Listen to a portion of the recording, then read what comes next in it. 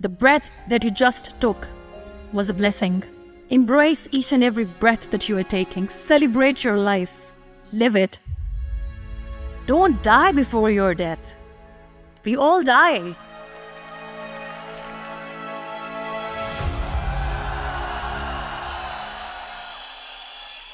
Whoa. I'm running short of words right now, but I cannot afford this because I have to speak. Thank you so much for all the love, for all the warmth. Thank you for accepting me. Thank you very much.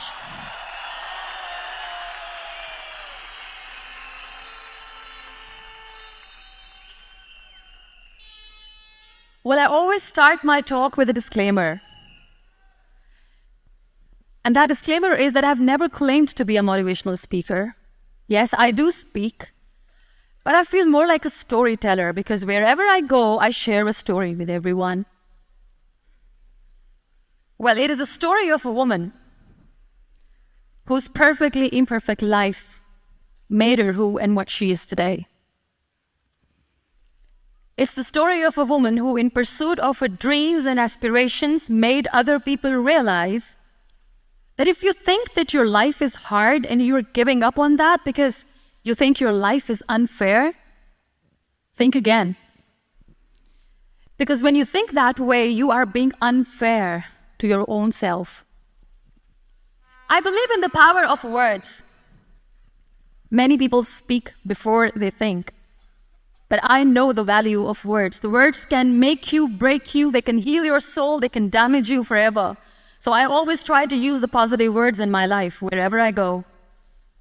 They call it adversity, I call it opportunity. They call it weakness, I call it strength. They call me disabled, I call myself differently abled. They see my disability. They see my disability, I see my ability. There are some incidents that happen in your life, and those incidents are so strong that they change your DNA.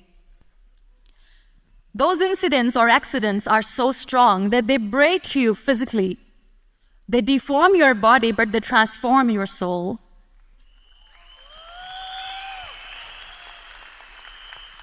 I was 18 years old when I got married. I belonged to a very conservative family, a Baloch family, where good daughters never say no to their parents. My father wanted me to get married, and all I said was, if that makes you happy, I'll say yes. And of course, it was never a happy marriage. Just about after 2 years of getting married, about 9 years ago, I met a car accident. Somehow my husband fell asleep and the car fell in the ditch. He managed to jump out, saved himself. I'm happy for him. But I stayed inside the car and I sustained a lot of injuries. The list is a bit long. Don't get scared. I'm perfectly fine now. Radius ulna of my right arm were fractured. The wrist was fractured. Shoulder bone and collarbone were fractured. My whole rib cage got fractured.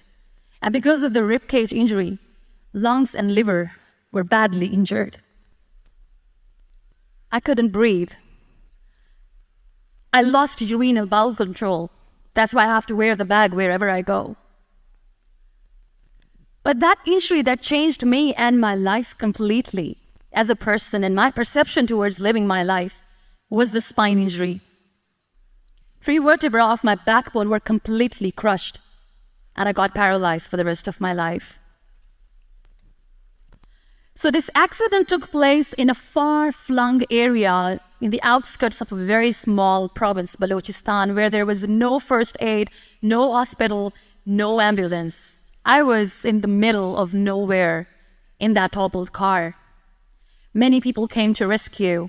They gave me CPR. They dragged me out of the car. And while they were dragging me out, I got the complete transection of my spinal cord. And now there was this debate going on. Should we keep it here? She's going to die. Where should we go? There is no ambulance. There was this 4-wheeler Jeep standing in the corner of the street. They said, put her in the back of the Jeep, and take her to the hospital, which is 3 hours away from this place. And I still remember that bumpy ride. I was all broken. They threw me at the back of the Jeep and they rushed me to the hospital. That is where I realized that my half body was fractured and half was paralyzed. I finally ended up in a hospital where I stayed for 2.5 months. I underwent multiple surgeries. Doctors have put a lot of titanium in my arm. There's a lot of titanium at my back to fix my back. That's why people in Pakistan call me the Iron Lady of Pakistan.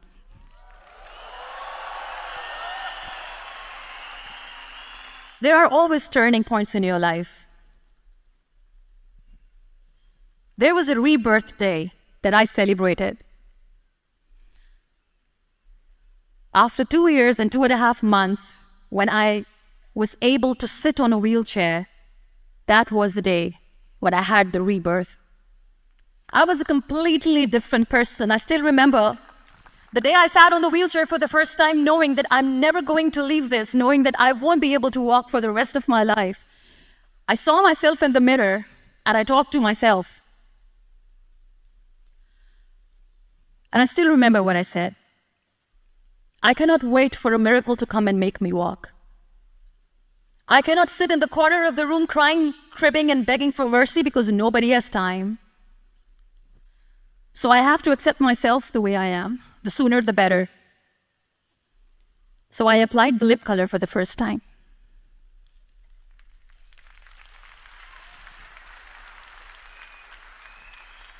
And I erased it. And I cried. And I said, what am I doing? A person on a wheelchair should not do this. What will people say? Clean it up. Put it again. This time I put it for myself. Because I wanted to feel perfect from within.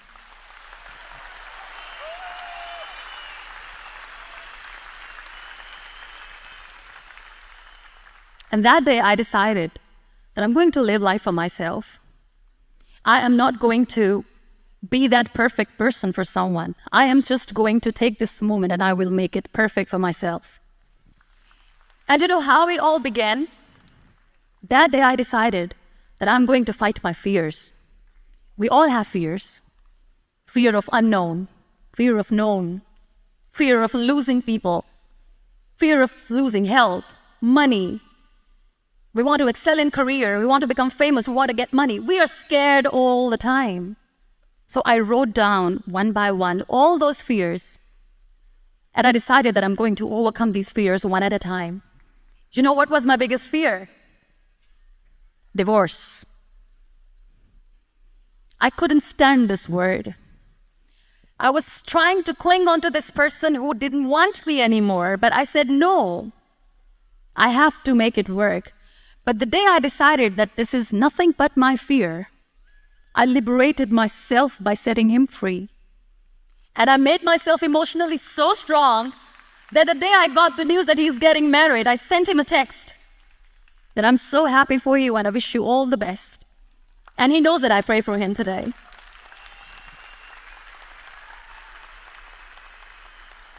You'll be surprised to know another bigger fear that I had in me. It was facing people. I used to hide myself from people. When I was on bed for 2 years, I used to keep the door closed. I used to pretend that I'm not going to meet anyone, tell them that I'm sleeping. You know why? Because I couldn't stand that sympathy that they had for me. They used to treat me like a patient. When I used to smile, they used to look at me and say that, you're smiling, are you okay? I was tired of this question being asked, are you sick? Well, a lady yesterday at the airport asked me, are you sick? And I said, well, besides the spinal cord injury, I'm fine, I guess.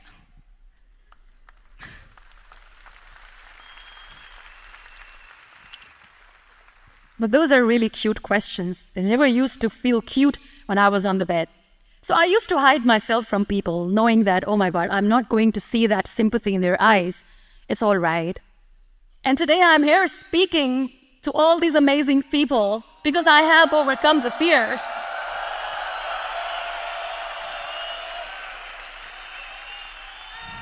Last but not least, The woman who made me realize that heroes have no gender.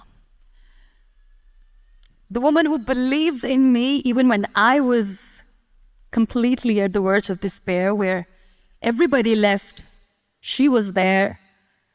And every time I looked at her, without saying anything, she used to look at me and said, "This too shall pass. God has a bigger plan. And one day you will say that, oh my God, that is why God has chosen me." She never cried in front of me. She's always said that there will be haters, there will be naysayers, there will be disbelievers, and then there will be you proving them wrong. My mother.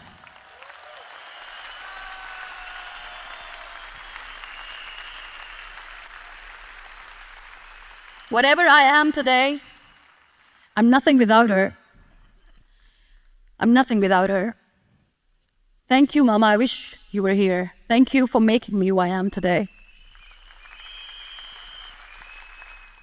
We have this thing in minds. We call it perfection. We want everything perfect. We want ourselves to be perfect. There is this image in our head about everything. Perfect life, perfect relationships, perfect career, perfect amount of money that we need to earn no matter what. Nothing is perfect in this world. We all are perfectly imperfect, and that is perfectly all right. That's all right. We were sent here not to become the perfect people. Those people who tell you how to look perfect, even those people are imperfect. Trying to fight this fear of looking imperfect. I used to be perfect. I still remember. I got this compliment years ago when I used to walk. "Oh my God, look at you. You're fair, you're tall, you're perfect." Look at me now. You're still perfect. Only the perfect eyes can see that. Only the perfect eyes will see that. Only the perfect eyes will see that. So yes, in all those imperfections, you have to listen to your heart. You don't have to look good for people. You don't have to be perfect just because other people want you to be perfect. If your soul is perfect from within, that's all right. This is all what you want. This is all what you need to be. Our society has made very weird kind of norms to look perfect and great. For men, it's different. For women, it's different. We think too much about what people say. We listen to ourselves too little. You know what makes you perfect? When you make someone smile. You know what makes you perfect? When you try to do something good for the people around you. You know what makes you perfect? When you feel someone's pain. And how beautiful pain is that it connects you with people. No other medium can connect you with others but pain. That's why I always say that I'm in pain, and that's a blessing in disguise for me. Every time I go in public, I always smile. It's always a big toothy smile on my face, and people ask me, "Don't you get tired of smiling all the time? What's the secret?" I always say one thing, that I have stopped worrying about the things that I have lost, the people that I have lost. Things and people who were meant to be with me are with me. And sometimes, somebody's absence makes you a better person. Cherish their absence. It's always a blessing in disguise. I always say that people are so lucky they don't even realize. You must be thinking, okay, you're lucky in what sense? Well, the breath that you just took was a blessing. Embrace it.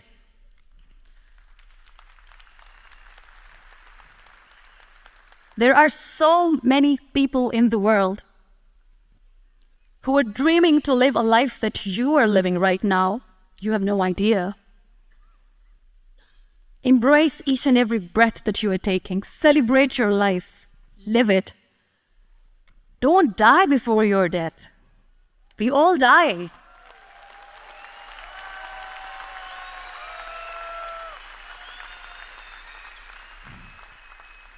We live this one routine of a day for 75 years and we call it life. No, that's not life. If you're still thinking why you have been sent here, if you're still juggling with the concept of why you are here, you haven't lived yet. You work hard, you make money, you do it for yourself. That's not life. You go out, you seek for people who need your help, you make their lives better. You become that sponge which can absorb all the negativity, and you become that person who can emit beautiful, positive vibes. And when you realize that you have changed someone's life, and because of you, this person didn't give up, that is the day when you live. Always.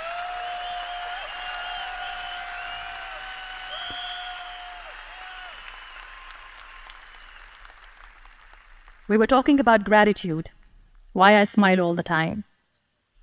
I cry all night when nobody sees me, because I'm a human and I have to keep the balance. And I smile all day because I know that if I will smile, I can make people smile. That keeps me going.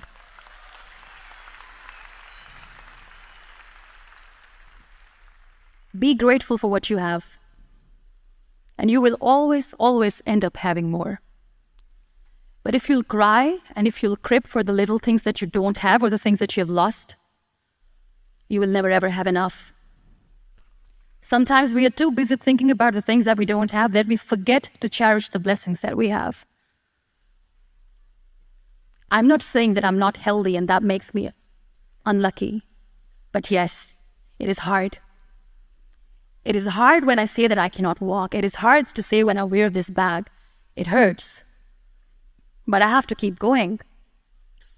Because never giving up is the way to live. Always.